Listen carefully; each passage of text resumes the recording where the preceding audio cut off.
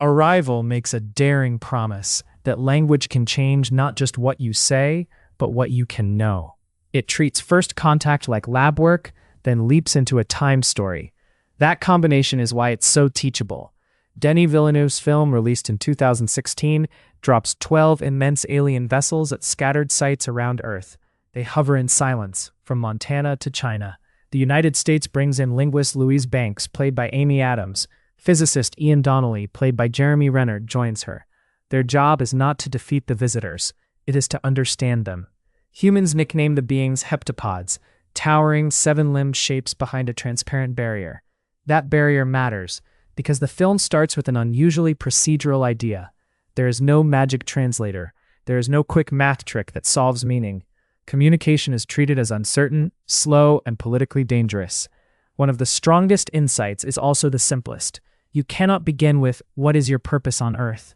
That sentence already assumes a shared concept of questions, of intention, of agency, of you, and of purpose. Louise insists on basics first. Names, pronouns, pointing, repetition, written signs, shared attention. That is real linguistics thinking.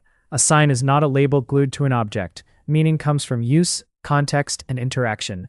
Even among humans, translation is more than matching words. It involves culture, identity, and pragmatic expectations. With aliens, those hidden assumptions become the main obstacle. Arrival also gets something else right. Communication is embodied. It is not just text on a board. The timing of a gesture matters. Gaze matters. Posture matters. Trust matters. The film shows that the encounter is between bodies, not floating sentences. And then it gives us its most memorable invention. The heptapods communicate with circular, ink-like symbols, semigrams. A human sentence arrives in a line, one chunk after another.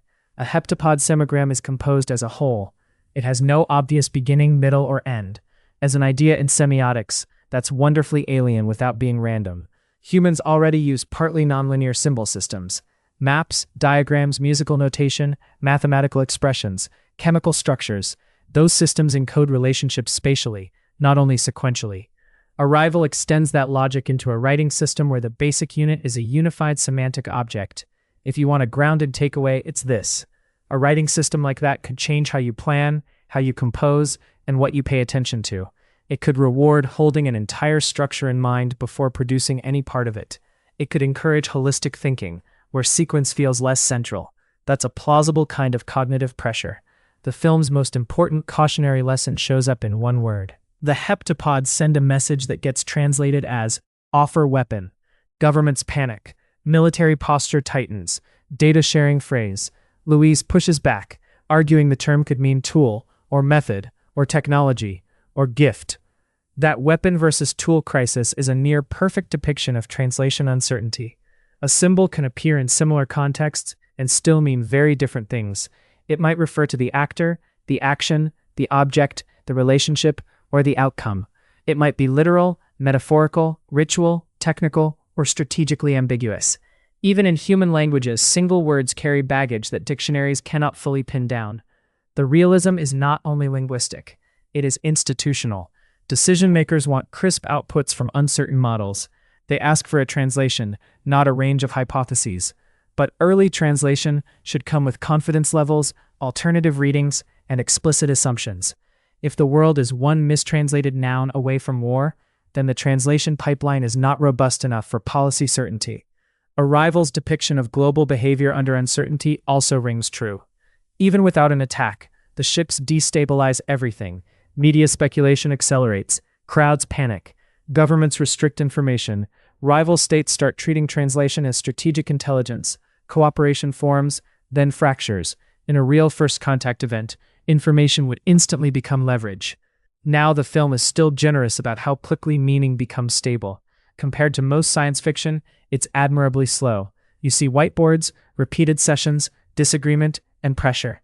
Yet the breakthrough arrives on a heroic timescale. A more realistic program would run controlled experiments for a long time. Researchers would vary objects, actions, timing, images, and consequences. They would split into independent teams. They would measure error rates. They would try adversarial interpretations on purpose. They would ask whether the heptapods are teaching, negotiating, deceiving, warning, or doing something humans misread as cooperation. Arrival nods in that direction. but cinema has to compress years into hours. The film also downplays biological and environmental risk. At first, humans wear protective suits. Later, Louise removes hers to improve trust. Emotionally, it works. Scientifically, it is a red flag. Real first contact would involve extreme uncertainty about pathogens, allergens, toxins, and chemical incompatibilities. Maybe alien biochemistry is too different for familiar infections to work. But not infective is not the same as not hazardous. Unknown aerosols, proteins, or reactive chemicals can still harm humans, and humans could contaminate the alien environment. A real mission would move slowly, with remote instruments, robotic sampling, atmospheric analysis, redundant containment, and strict quarantine. Arrival keeps the heptapods' biology mostly opaque. Their size, motion, and ink production feel convincingly non-human. But we learn little about anatomy, metabolism, sensory systems, or how that ink is produced and controlled. That mystery is artistically effective and cognitively realistic in one sense. Early contact would be partial and ambiguous. Still, from a scientific audit perspective, many crucial biological questions remain untouched. The alien ships themselves are even more magical. They hover silently above landscapes with no visible propulsion, exhaust, heat, or infrastructure. Inside, gravity orientation shifts. Access is controlled through a chamber that feels like a tunnel and an airlock combined. The film wisely avoids fake technobabble, but it also provides no mechanism for lift, power, thermal management, materials, or inertial control. The most honest interpretation is simply, their technology is beyond our ability to interpret. That can be a plausible narrative stance. It is not a scientific explanation. Arrival doesn't fail by refusing to explain everything. It just asks you to accept the ships as mystery artifacts, while focusing on meaning instead of mechanics. Then we reach the film's central rupture. Arrival takes a strong version of linguistic relativity and turns it into literal precognition. As Louise learns the heptapod semigrams, her perception of time becomes nonlinear. What seem like memories of a dead daughter are revealed as experiences from her own future. Here is the careful distinction the film helps you make. Language obviously affects expression. Language can, in limited ways, affect cognition, attention, and habitual categorization. A new language can reshape what you notice, how you frame agency, how you handle time in conversation, and how you organize memory and planning. That is all plausible territory. But none of that implies access to future events. A writing system can train you to represent time differently. It can encourage cyclical or relational thinking. It can make you more aware of tense and aspect. It can change the feel of time in your mind. Under known neuroscience and physics, it cannot deliver new information from events that have not yet happened along your own world line. Arrival is clever in how it sells the illusion. Louise's future experiences arrive like memories. They are fragmentary, emotional, sudden. That matches the phenomenology of real memory and real-time perception. Human time experience is constructed from attention, expectation, and the structure of recall. In that psychological sense, the film is right. Minds do not passively read out time like a clock. Yet subjective time and physical causality are different problems. Feeling time stretch under fear is not the same as receiving data from the future. The most dramatic example is the Chiang phone call. Louise remembers a future gala where General Chiang tells her that she changed his mind by calling his private number and repeating his wife's dying words. In the present, she uses that information to call him, preventing military escalation. That is a classic closed causal loop. The film treats time as fixed, not branching.